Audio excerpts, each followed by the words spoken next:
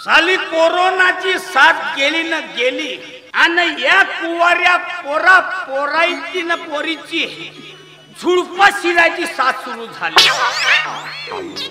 आमच्या वक्ती असा नव्हता बाबा, लग्न होऊन एक पोरगा होऊन जाय पण बायकोचा तोंड पाले नाही भेटे।